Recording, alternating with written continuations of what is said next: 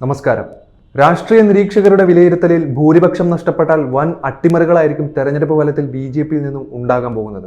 ലോക്സഭാ തെരഞ്ഞെടുപ്പിൽ ബി.ജെ.പിക്ക് ഭൂരിപക്ഷം കിട്ടിയില്ലെങ്കിലും ശാന്തമായ ഒരു അധികാരമാറ്റം കഴിയുമോ എന്ന ചോദ്യം പല കോണുകളിൽ നിന്നും വലിയ തോതിലാണ് ഇപ്പോൾ ഉയർന്നു വന്നുകൊണ്ടിരിക്കുന്നത്.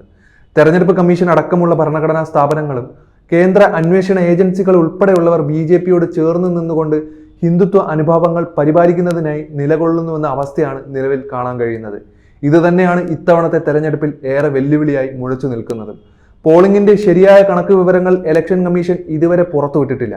കാര്യങ്ങൾ ഇങ്ങനെ പോവുകയാണെങ്കിൽ ഫലപ്രഖ്യാപനവും തുടർ നടപടികളും പ്രതിപക്ഷ കക്ഷികൾ ജാഗ്രതയോടെ കൈകാര്യം ചെയ്യേണ്ട അവസ്ഥയും ഉണ്ടാകുന്നതായിരിക്കും. മുമ്പ് കഴിഞ്ഞ ബീഹാർ നിയമസഭാ തെരഞ്ഞെടുപ്പിൽ ശക്തമായ പോരാട്ടങ്ങൾ നടന്ന മണ്ഡലങ്ങളിൽ ഫലം നിശ്ചയിക്കുന്നതിന് ഇലക്ഷൻ കമ്മീഷൻ നീട്ടിക്കൊണ്ടുപോയതെന്നുമുള്ള ആരോപണങ്ങളും നിലനിൽക്കുന്നുണ്ട്. ഇത്തരം പല മണ്ഡലങ്ങളിലും ബി.ജെ.പി നേരിയ ഭൂരിപക്ഷത്തിൽ വിജയിക്കുകയുമായിരുന്നു. അർദ്ധരാത്രിയൊക്കെ കഴിഞ്ഞാണ് അവർ ഫലപ്രഖ്യാപനങ്ങൾ പോലും നടത്തിയിരുന്നത്. അപ്പോൾ അതിലെന്തോ കുഴപ്പമില്ലേ?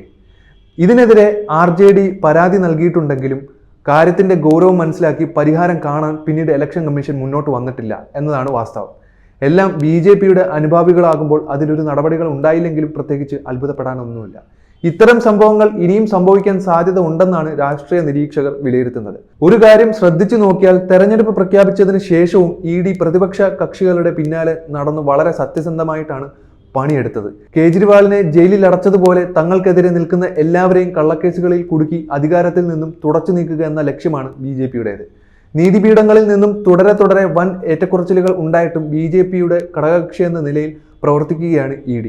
തെരഞ്ഞെടുപ്പ് ഫലം വന്നതിന് ശേഷവും EDയുടെ കരുനീക്കങ്ങൾ നിർണായകമാണ്. മറ്റു പാർട്ടി നേതാക്കളെ ഭീഷണിപ്പെടുത്തിയും പണവും അധികാരവും നൽകാമെന്ന് പറഞ്ഞ് മോഹന വാഗ്ദാനങ്ങൾ നൽകിയും ബി.ജെ.പിയുടെ കൂടെ നിർത്താമെന്നുള്ള ശ്രമങ്ങളും തകൃതിയായി തന്നെ നടക്കുന്നുണ്ട്. പ്രതിപക്ഷ കക്ഷികൾ പാകിസ്ഥാനെ സപ്പോർട്ട് ചെയ്യുന്നവരാണെന്നാണ് പ്രധാനമന്ത്രിയുടെ അഭിപ്രായം.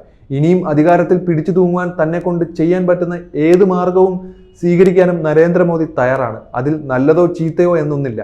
അധികാരം കൈയടക്കുവാൻ വേണ്ടി ജനങ്ങളെ കുരുതി കൊടുക്കുവാൻ പോലും നരേന്ദ്രമോദി തയ്യാറാകുന്ന അവസ്ഥയാണ് നിലവിലുള്ളത്.